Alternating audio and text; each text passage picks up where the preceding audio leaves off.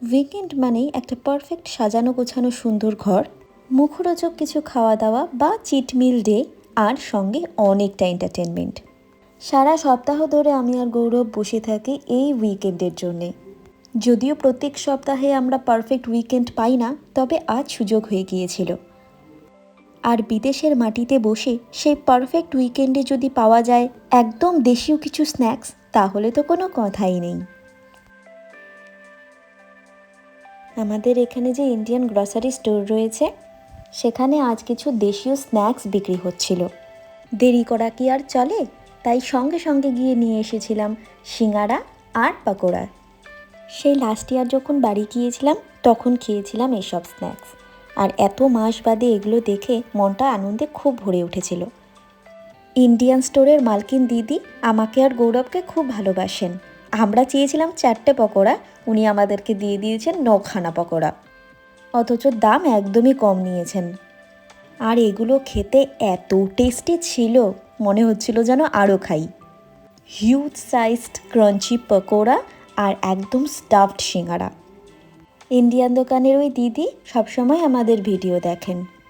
तो दीदी, अगर आप देख रही हो ये वीडियो तो lots of love from us।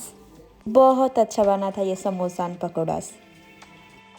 আজ ডিনারেও আমাদের কিন্তু জমজমাট মেনু। এখন সামার বলে সন্ধে কিন্তু অনেকটাই দেরিতে হয়, তবে যেহেতু জুন মাস শেষ, অগাস্টের শুরু, তাই ওই 9:30 নাগাদ এখন সানসেট হয়। না হলে তো এমনিতে পিক টাইমে ওই 11টা নাগাদ সানসেট হয়, আর সন্ধে হতে হতে একদম 12টা। আজ ডিনারে আমার আর গৌরবের ভীষণ প্রিয় ল্যাম্ব স্টেক, সাথে অ্যাসপারাগাস আর শিনরামিউন। এটা আমরা ভীষণ ভালো খাই, আর এই উইকেন্ডে সিনেমা বা ওয়েব সিরিজ দেখতে দেখতে একটা মিষ্টি সানসেট উপভোগ করতে করতে এই সব কমফর্ট ফুড নেওয়ার মজাই আলাদা। পিক সামার টাইম আমাদের একদমই পছন্দ না হলেও এই সামারের শেষ দিকটা বেশ ভালোই লাগে। আমরা এমনিতে আর্লি ডিনার করি ওই 8:30 নাগাদ, তবে উইকেন্ডে সেটা আমরা করি 9:30 কি 10টা নাগাদ। আর এই সময়টাতে আমার কিচেনে এত সুন্দর একটা কমলা রঙের আলো ঢোকে, রোদের আলো, মানে যেটা দেখার মতন। আর পিক সামারে তো ঘুমোতে যাওয়ার সময়ও আলো থাকে, তখন একটু প্রবলেমই হয়। It's dinner time.